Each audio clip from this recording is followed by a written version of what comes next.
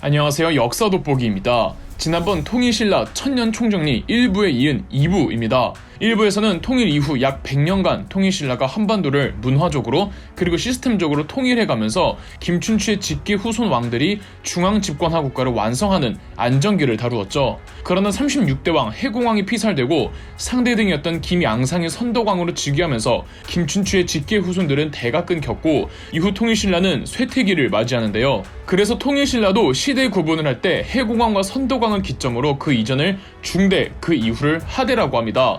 삼국사기를 저술한 김부식이 이렇게 나눠놓은 겁니다. 그러면 상대는 어디 있냐고요? 상대는 통일 전 신라를 일컫지만 굳이 상대라고 따로 부르지는 않는답니다. 1부가 중대를 다뤘다면 2부에서는 하대를 다룰 텐데요. 중대는 다시 말씀드리지만 김춘추의 직계 후손들이 왕위를 이었습니다. 하대부터는 왕족은 맞는데 그 조상 중에 왕을 찾으려면 진짜 저 멀리 몇백 년 전까지 거슬러 올라가야만 했습니다. 그러니까 굳이 따지자면 왕족은 맞지만 엄밀히 로얄 패밀리라고 부를 수는 없다는 거죠. 지금도 전주씨라고 해서 전부 조선왕족 후손의 로얄 패밀리라고 하지는 않잖아요. 선덕왕이 된 김양상이 그랬는데 그나마 김양상은 나은 게 아빠 쪽은 그런 귀족 계열이었고 엄마 쪽은 김춘추 직계 후손이었습니다. 신라는 사위가 왕이 됐던 선례가 있어서 김양상의 왕위 등극도 딱히 큰 문제가 되진 않았는데 문제는 선덕왕 김양상의 후계를 이을 다음 왕이었습니다. 왕위 서열에 있던 사람으로는 김주원과 김경신이 있었는데 김주원이 김춘추의 직계였고 이 김경신은 그냥 왕족 성씨를 갖고만 있는 왕족 반계 귀족이었습니다. 정통성만 따지자면은 이 김주원이 더 타당하지만 김경신은 선덕왕 김양상과 함께 반란을 진압하고 김양상을 왕으로 추대했던 그의 정치적 파트너인지라 정치적 권력은 김경신이 더 강했습니다. 다음 왕위 계승을 논하는 화백회의 때 김주원과 김경신이 같이 참석해야 되는데 하필 지난날 홍수로 인해 강물이 불어나 다리가 망가지는 바람에 김주원이 회의에 참석을 못하고 회의에 참석한 김경신이 다음 왕으로 지목되어 38대 왕 원성왕으로 즉위합니다. 후대의 사람들은 차기 왕을 지목하는 자리에 다리가 망가져서 참석을 못했다는 게 말이 될까? 이 김경신의 회방을 은유한 게 아닐까 하고 해석한답니다. 이후 김주원은 강릉으로 가서 그곳의 토호 귀족이 됩니다. 아울러 김경신이 원성왕이 됨으로써 이제 진짜 김춘추 직계 후손은 대가 끊겨버리고 경주 김씨 이기만 하면 누구든 왕이 될 수 있는 관례가 만들어지죠. 왕이 될 후보의 폭이 넓어지면 욕심내는 사람들이 많아지고 그러면 당연히 각종 반란과 암투가 성행할 수밖에 없겠죠. 아닌 게 아니라 155년의 하대 신라 시기 신라 멸망 때까지 20명의 왕들 중 4명이 살해당했고 총 17번의 귀족 쿠데타가 있었습니다. 155년간 20명의 왕들이 있었으니 평균적으로 약 7년에 한 번 왕이 바뀐 것이며 17번의 쿠데타가 있었다는 건 약 9년에 한 번꼴로 쿠데타가 계속 일어났다는 거죠. 그중 큼지막한 사건 몇 개만 소개해드리자면 822년 일어났던 김헌창의 난이 있습니다. 일전에 원성왕 김경신과 왕의 서열 경쟁을 하다가 물이 불어나서 회의에 참석 못해 왕이 되지 못했던 김주원이라고 있죠. 김헌창은 이 김주원의 아들입니다. 김춘추 직계 후손들이 더 이상 왕이 되지 못하게 된 이래 신라 왕들은 정치계에서 이 김춘추 직계 후손들을 멀리했는데 특히 41대 헌덕왕은 한때 국왕 비서실장 자리인 시종까지 역임했던 김헌창을 계속 지방관직에만 전전하도록 정치적 압력을 가한 겁니다. 왕족에서 밀려난 것도 서러운데 이러한 불만들이 쌓이다가 822년 김헌창이 공주로 부임해 있을 때 나라를 선포하고 반란을 일으킨 겁니다. 이게 다만 김헌창 개인의 반란이 아니라 김헌창이 신라 멸망을 규탄하자 신라의 행정구역 9주 5소경 중에서 무려 5개의 주와 3개의 소경이 반란에 가담할 정도로 큰 규모였습니다. 이것만 봐도 신라의 중앙정부의 지방 통제력이 예전만 못하다는 걸 알 수가 있겠죠. 하지만 김헌창의 반란군은 단결력이나 조직력이 부족했고 충북 보은의 3년 산성에서 대패를 한 이후 공주성에서 존버를 하다가 승산이 없다고 판단한 김헌창은 스스로 목숨을 끊으며 김헌창의 난은 겨우 진압됩니다. 41대 헌덕왕 때는 또 다른 중요한 일이 있었는데요. 중국 당나라에서 무려 37년간 유학한 승려 도의선사가 귀국하여 신라의 불교 선종을 설파하기 시작합니다. 불교에는 크게 교종과 선종 두 분파가 있는데 그동안 불교를 통치 이데올로기로 삼던 신라 정부는 당연하게도 귀족 중심의 엘리트주의가 다분한 교종을 밀고 있었는데 도의선사는 대중적이고 신앙과 믿음 그 자체에만 집중하는 선종을 설파하고 다녔던 겁니다. 당연히 신라 귀족들에게 배척당했지만 도의선사의 선종은 대중적이고 비정치적인 요소 때문에 지방 곳곳의 백성들 사이에 퍼져서 추후 신라 중앙정부의 통치 이데올로기 불교가 약해지고 지방별 특색 있는 불교 선종 분위기를 자극하게 됩니다.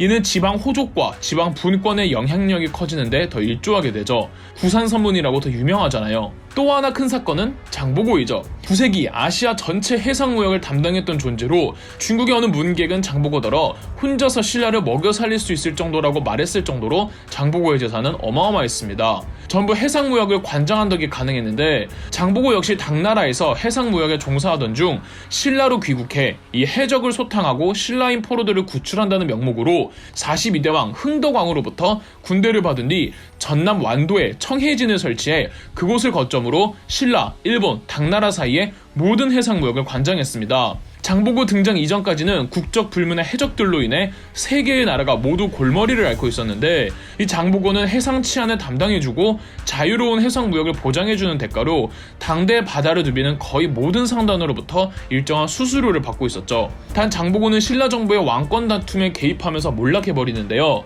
신라 경주에서 왕권 다툼을 하던 중 패배해서 도망친 김우징이 장보고에게 귀의하면서 군대를 빌려달라고 호소한 겁니다. 장보고는 만약 김우징이 왕이 되면 자기 딸을 왕비로 맞이해줄 것을 전제로 군대를 빌려주어 김우징은 그대로 신라 경주로 들어가 반란에 성공하고 본인이 왕이 됩니다. 그런데 김우징은 장보고의 딸을 왕비로 맞이하겠다는 약속을 지키지 못한 채 죽어버린 겁니다. 장보고는 김우징의 뒤를 이은 김우징의 아들 문성왕에게 약속을 강요했으나 문성왕은 그것은 아버지의 약속이지 내 약속이 아니라며 거절을 합니다. 분노한 장보고는 직접 반란을 준비하다가 문성왕이 보낸 염장이 장보고를 암살해버립니다. 몇 년 후 문성왕은 청해진도 해체시켜버리고요. 시간이 지나며 신라 중앙정부의 통제력은 점점 약해지고 지방 분권적 경향이 점점 더 심해집니다. 49대 헌가왕 때는 도선선사가 풍수지리학을 퍼뜨리면서 경주의 운명에 다했다는 사상을 설파하고 다녔고 풍수지리는 더 퍼져서 각 지방별로 그 지방의 호족들이 풍수지리를 내세우며 본인들 지역의 우수함을 내세웠고 여기에 백성들 사이에 만연해 있던 불교 종교 선종 승려들이 종교적으로 호족들을 지지하고 나서니 백성들과 지방의 유지들은 이제 지방 호족들을 중심으로 뭉치기 시작했죠. 유홍준 교수님은 중대에서 하대로의 변화에 대해 경주에서 지방으로, 중앙 귀족 문화에서 지방 호족 문화로의 이행이라고 표현하기도 했습니다. 여기에 신라 골품제의 폐쇄적인 신분제도에 불만을 품은 주로 육두품 출신의 유학자들까지 본인이 출세할 수 없는 신라 정부를 등지고 오히려 지방 호족들과 함께 새로운 세상을 도모하는 쪽을 택하게 됩니다. 그나마 최치원은 신라를 개혁하려다가 귀족들 텃세와 너무나도 약해져 버린 왕권으로 인해 좌절되자 이 지방 호족이 붙는 쪽보다는 그래도 신라 정부에 향한 충성심 때문인지 아예 속세와 연 자체를 끊어버리고 은거해버립니다. 그 모든 정치적 폐해의 진물이 터져나온 시점이 51대 진성여왕 치세기로 일반적으로 알려져 있습니다. 진성여왕이 아주 문란한 여왕이었다고 하며 정치에 아예 관심을 두지 않았다죠. 하지만 최근 해석에는 물론 진성여왕이 유능한 군주는 아니었지만 귀족들의 힘이 지나치게 강해서 이미 시스템은 돌아가지 않은 상황에서 약해진 왕권으로 뭘 할 수 있는 게 없었습니다. 최치원이 개혁 내용안을 올린 시무십조도 진성여왕은 추진하려고 했으나 귀족들 반발에 부딪혔던 겁니다. 진성여왕은 반대로 최치원을 적극 밀어주었죠. 하지만 진성여왕이 총애한 박씨 귀족들이 갑자기 비선실세로 떠올랐다는 이 정치적 실수가 있었다는 건 인정할 수밖에 없고요. 사회적으로도 해안가 곳곳에서는 다시금 해적들이 창궐하고 889년에는 원종 애노의 난이라는 농민 반란까지 일어나는 등 한반도는 카오스 그 자체였습니다. 진성 여왕 이후 호족들의 힘은 더더욱 강력해지다가 900년 견훤이 후백제를, 901년 궁예가 후고구려를 건국하면서 한반도는 다시 새토막 나버립니다. 이제 경주 김씨들이 더 이상 왕족으로서 권위와 능력을 보여주지 못하자 한때 실세였던 박예겸의 아들이 53대 신덕왕으로 즉위하였습니다. 8대 아달라 이사금 이래 몇백 년 만에 배출된 박씨 임금이었죠. 53대에서 55대까지 3명의 왕들은 전부 박씨였는데 왕족 가문이 바뀌어도 상황이 나아지는 건 없었습니다. 이 박씨가 이끄는 신라는 그래도 궁예를 내몰고 왕이 된 왕건의 고려와 외교를 하면서 견훤의 후백제를 막으려고는 했지만 후백제와 신라 국경 사이의 성들이 하나둘 무너지고 신라 정부에 충성하던 지방 호족들도 대거 견훤이나 왕건에게 붙게 됩니다. 55대 경혜왕은 나름 견훤과의 싸움을 준비하지만 견훤의 그 누구도 예상치 못한 위험천만한 기습으로 서라벌에 기습 잠입했고 견훤은 경혜왕을 죽여버리곤 다시 김씨 왕족들 중 한 명을 왕으로 세우니 신라의 마지막 왕 56대 왕 경순왕이었습니다. 견훤은 고려의 왕건과 치고받고를 거듭하다가 후백제에서 왕위 계승 내분이 일어나 견훤이 왕건에게 망명을 갑니다. 한때 적이었던 견훤에게조차 환대해주는 왕건을 보고 신라의 경순왕은 신라 의결기구였던 화백회의에 신라 정부를 왕건에게 넘기는 안건을 통보합니다. 원래 신라의 화백회의는 참석 귀족들의 만장일치로 결정이 됩니다. 이게 1000년 동안 단 한 번의 예외 없이 지켜지다가 마지막 회의 때 신라 정부를 포기한다는 안건에 대해서만